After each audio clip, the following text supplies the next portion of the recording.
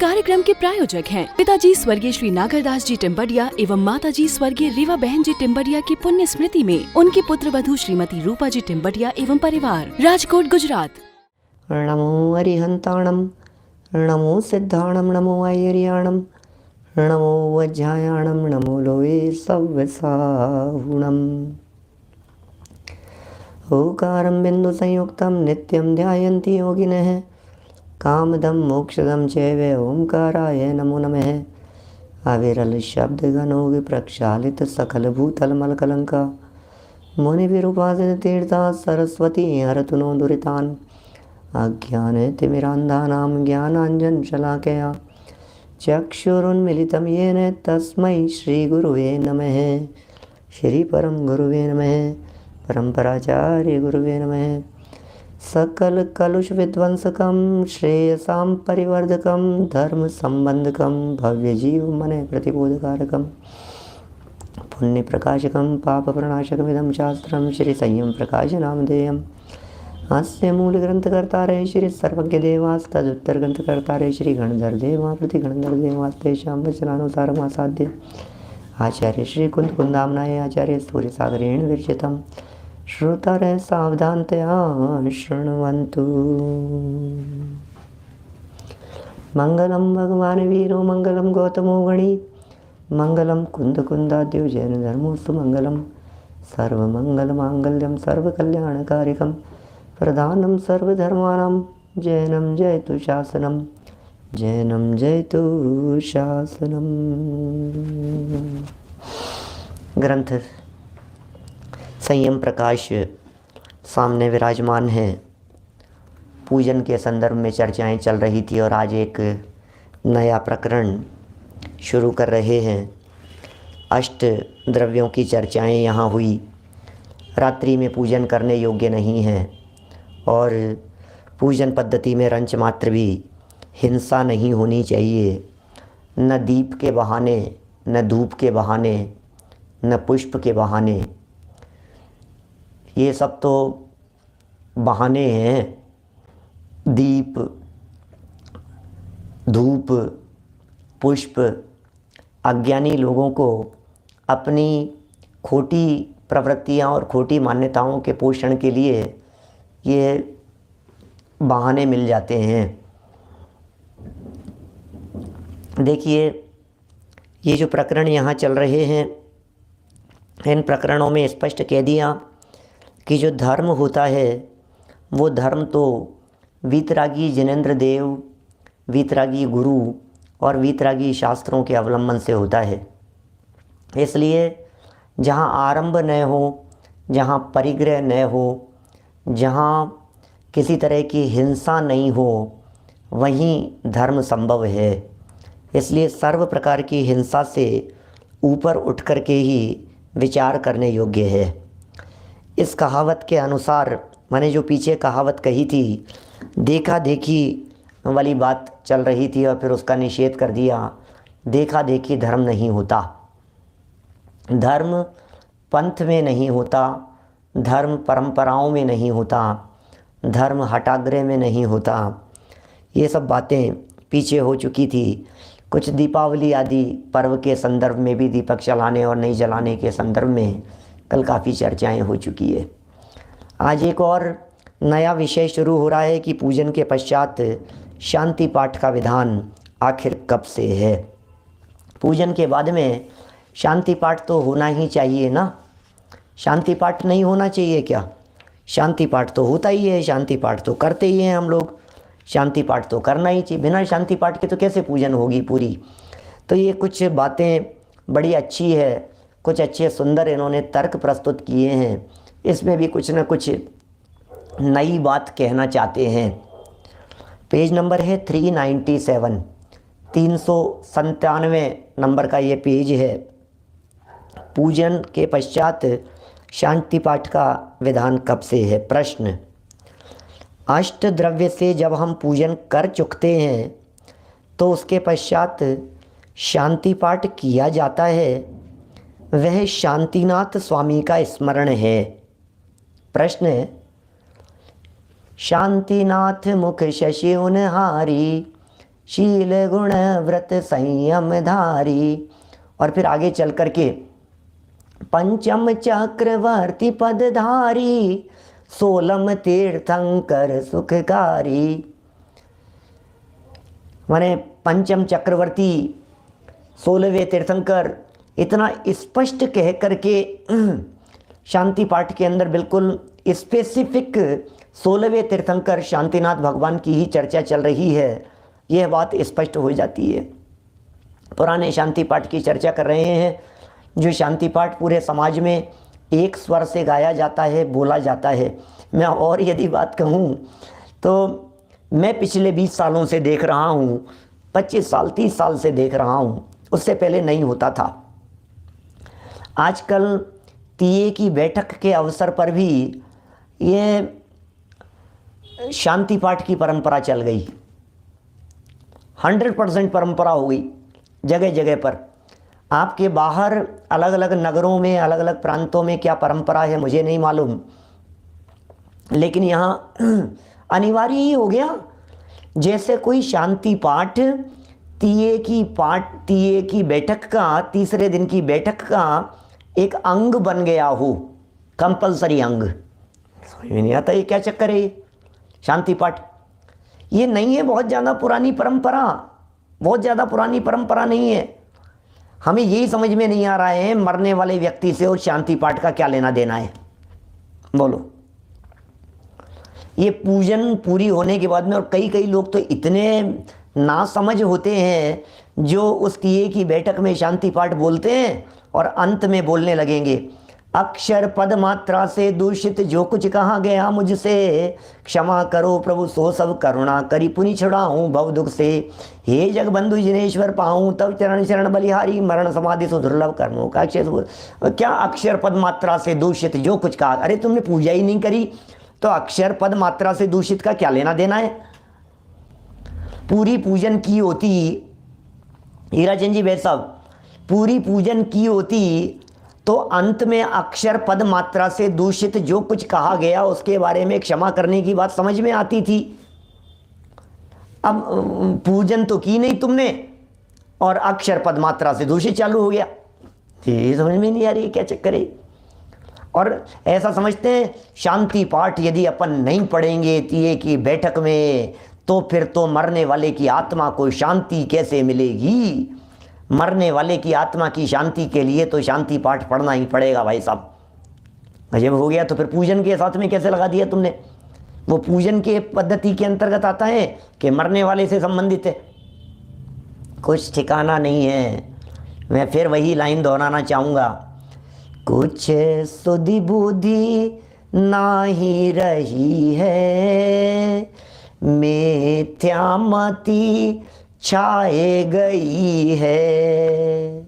हम क्या बताएं भाई साहब, कुछ सुध नहीं है, कुछ बुद्ध नहीं है, कुछ होश नहीं है, कुछ विचार विवेक नहीं है। चारों तरफ कदम कदम पर जहाँ चले जाओ वहाँ चलता है, भांग पड़ी हुई सी दिखाई देती है। नादान अनजान बने हुए फिरे हुए दिखाई देते हैं। क्या करें बोलो? देखो प्रश्न है ये अष्ट द्रव्य से जब हम पूजन कर चुकते हैं उसके पश्चात शांति पाठ किया जाता है। वे शांतिनाथ स्वामी का स्मरण है। तो क्या जब शांतिनाथ स्वामी अवतरित नहीं हुए थे तब शांति पाठ नहीं होता था क्या? लो ये तो गजब का प्रश्न कर दिया। इसमें तुम शांतिनाथ भगवान का स्मरण कर रहे हो, शांतिनाथ स्वामी के पहले शांति पाठ होता था या नहीं होता था? पूजन तो होती होगी।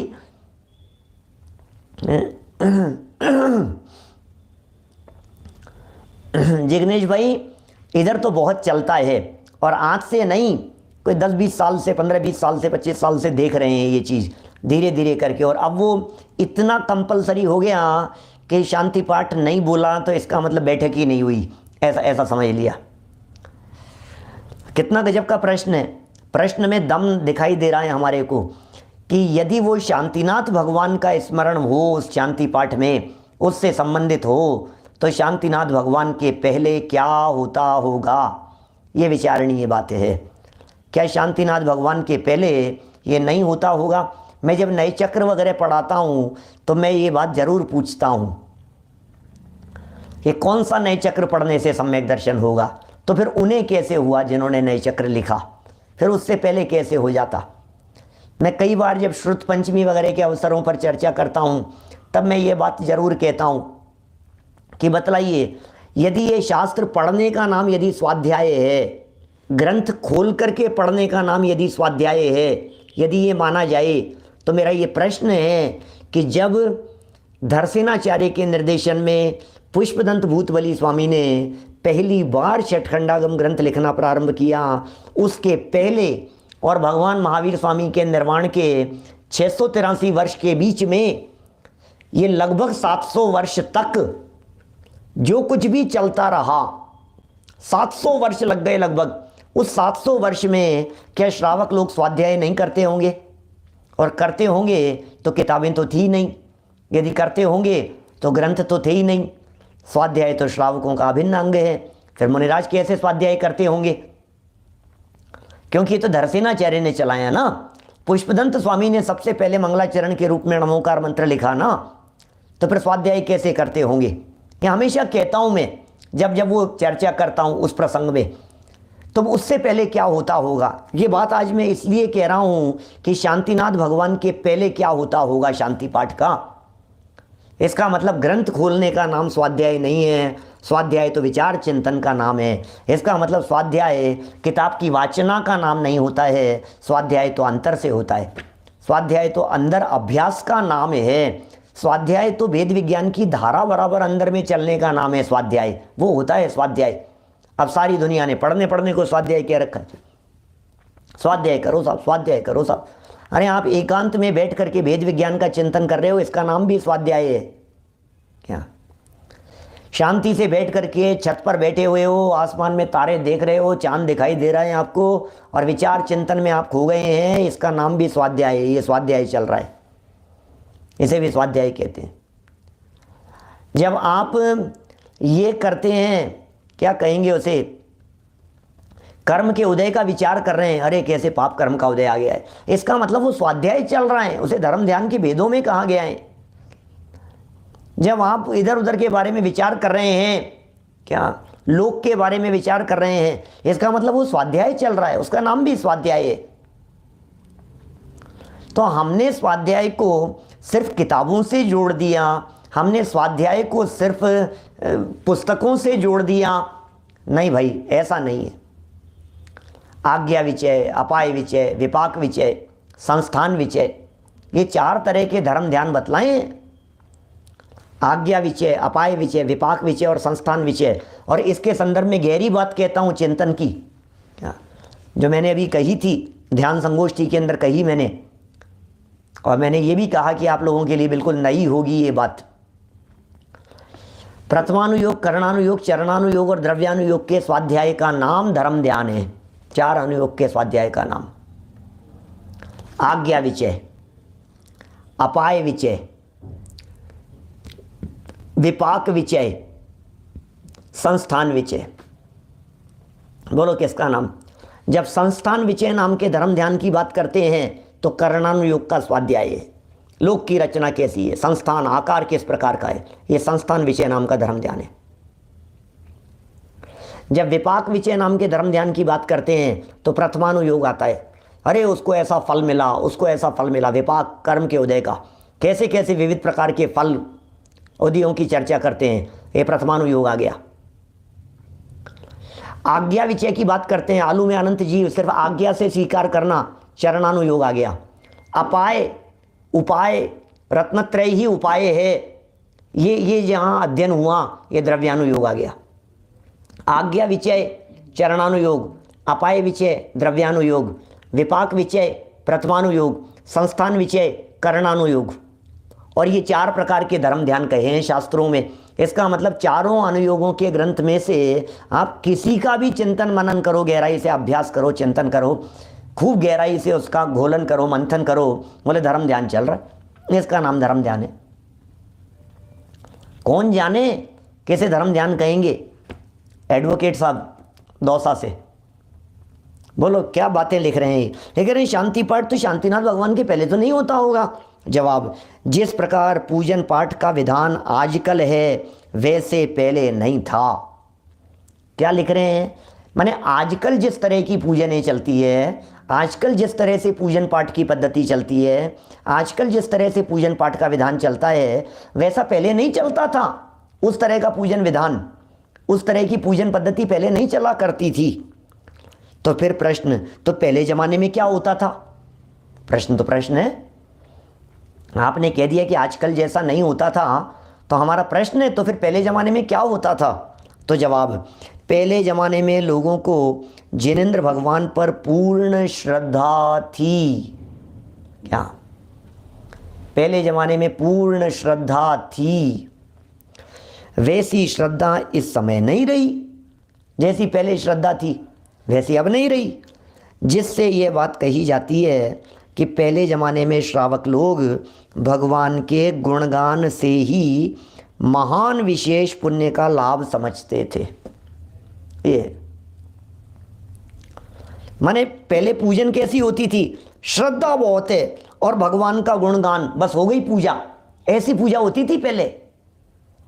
ये इस तरह से पूजन ये जो चल गई है, और फिर उसके अंदर फिर ये करो और फिर इसके बाद में ये करो और इसके बाद ऐसा होना चाहिए, ये पहले अगर हो, ये सारी बातें, ये प्राचीन परंपरा नहीं है। देखो क्या लिखते हैं, गजब गजब की बातें। पहले ज़माने में श्रावक लोग भगवान के गुणगान से ही महान विशेष पुण्य का लाभ समझते थे। भगवान का गुणगान कर रहे हैं, वैसा हो गया काम। क्या समझ में आ गई बात? पूजन पद्धति, मैना सुंदरी ने किया विधान, वही तो हम कह रहे हैं। मैना सुंदरी, अभी ये मैना सुंदरी के संदर्भ में प्रश्न पूछ रहे हैं। अरे जब मैंने मैना सुंदरी के बारे में कहा, अभी सिंगोली पंचकल्याण के प्रसंग पर भी मैंने ये बात कही थी, वहाँ नाटक किया गया था मैना सुंदरी का, श्रीपाल मैना सुंदरी का नाटक। मेरे जीवन में सबसे पहले पढ़ा था ये ग्रंथ 1986 में, कोटि भट्ट श्रीपाल। सबसे पहला ग्रंथ है जो मैंने मेरी लाइफ के अंदर पढ़ा था, और पढ़ा नहीं था, पढ़ करके सुनाया था। दादी जी को, ताई जी को, सब लोगों को, घर के बुजुर्ग महिलाएं सब बैठती थी, और बीच में जहाँ कहीं कोई वाक्य कुछ ऐसा होता था तो उसको कुछ समझाने की चेष्टा करता था। उस समय से मैं तो उसमें कुछ नहीं, सिद्धों के गुणानुवाद की चर्चाएं, सिद्ध चक्र विधान की चर्चाएं, मैं कभी कभी सभा में ये पूछ लेता हूँ ये बात कि साहब सिद्ध चक्र विधान करने से मैना सुंदरी ने सिद्ध चक्र विधान किया और श्रीपाल जी का कुष्ठ रोग दूर हुआ। फिर मेरा प्रश्न, छोटा सा प्रश्न, कि मैना सुंदरी ने जो सिद्ध चक्र विधान किया था, वो सिद्ध चक्र विधान कहाँ किया था बताओ? वो मैना सुंदरी ने जो सिद्ध चक्र विधान किया था, वो सिद्ध चक्र विधान यही वाला किया था ना, संतलाल जी कवि वाला, यही वाला किया होगा ना? कि हाँ साहब यही वाला किया होगा, यही है, बहुत पुराना है, यही वाला किया होगा उन्होंने, मैना सुंदरी ने भी। अच्छा यही वाला किया होगा, ये तो अभी लिखा गया है 200 साल पहले, और श्रीपाल और मैना सुंदरी तो चौथे काल में हुए थे। ये वाला विधान तो अभी 200 साल से बना है, हमें तो पता ही नहीं था। अब आप कुछ पता तो कीजिए किसी चीज के बारे में, आप किसी चीज के बारे में कुछ पता तो कीजिए। यदि ये वाला विधान इन मैना सुंदरी ने किया होता तो ये वाला होना तो चाहिए था, इतना पुराना। वो तो चौथे काल में श्रीपाल हुए और चौथे काल के अंदर मोक्ष भी चले गए। श्रीपाल निर्वाण की प्राप्ति कर ली उन्होंने, तो वे तो भगवान बन गए। तो अब ये तो इसका मतलब ये वाला तो नहीं हो सकता, ये तो अभी बनाए। तो फिर कौन सा वाला किया होगा? तो फिर तलाशना चाहिए भाई साहब, और कौन सा विधान था उस समय, कौन सा विधान था चौथे काल के अंदर।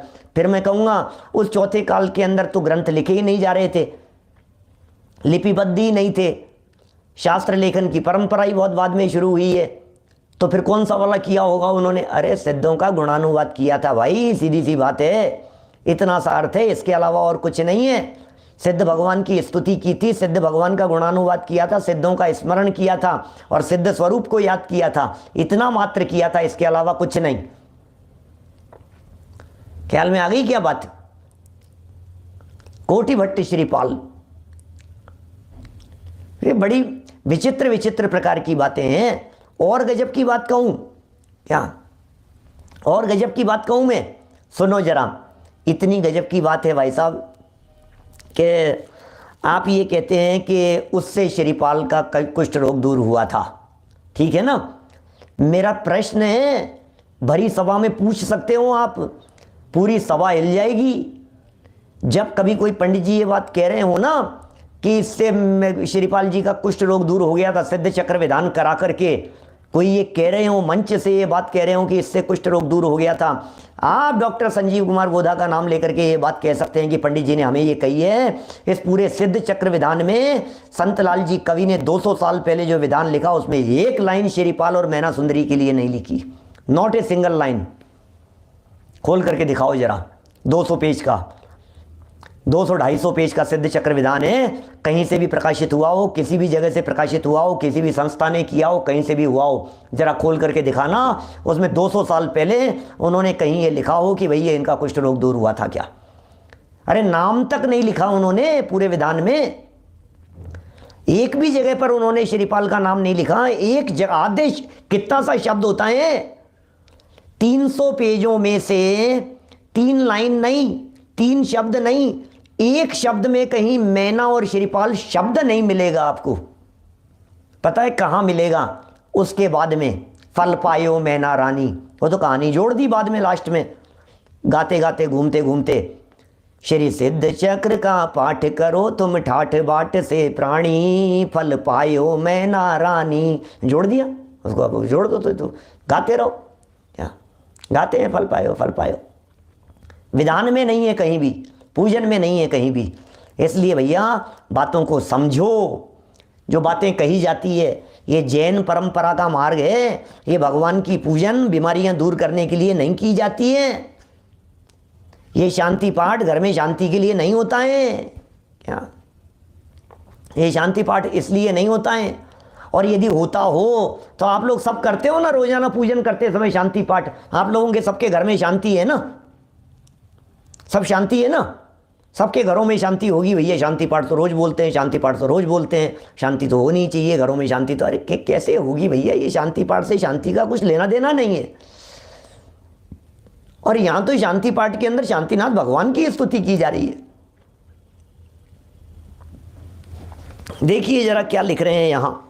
तो क्या करते थे पहले के जमाने में लोग? क्या करते थे? भगवान की स्तुति कर लिया करते थे, भगवान का पाठ कर लिया करते थे, भगवान का गुणानुवाद कर लिया करते थे, प्रभु का गुण स्मरण कर लिया करते थे। इसका नाम शांति पाठ हो जाता था। और देखिए कहा भी है, क्या कहा है? हाँ पवित्र है पवित्रो वा सुस्थितो दुस्थितोपि वा ध्यायेत् पंच नमस्कारम सर्व पापै प्रमुच्यते। हाँ पवित्र है पवित्रो वा सर्वावस्थां गतोपि वा यह स्मरेत् परमात्मानं स बाह्याभ्यन्तरेषु च अपराजित मंत्रोऽयं सर्वविघ्न विनाशने मंगलेषु च सर्वेषु प्रथमं मंगलं मतः ऐसो पंचनमोयारो सव्पावपणासनो मंगलाणं च सव्येसिं परमं वै मंगलम। सुनो, अपवित्र हो अथवा पवित्र हो, हिंदी में बोलते हैं आजकल लोग, एक ही बात है, कहीं भी बोलो। अपवित्र हो या पवित्र जो नमोकार को ध्याता है, चाहे सुस्थित हो या दुस्थित, पाप मुक्त हो जाता है।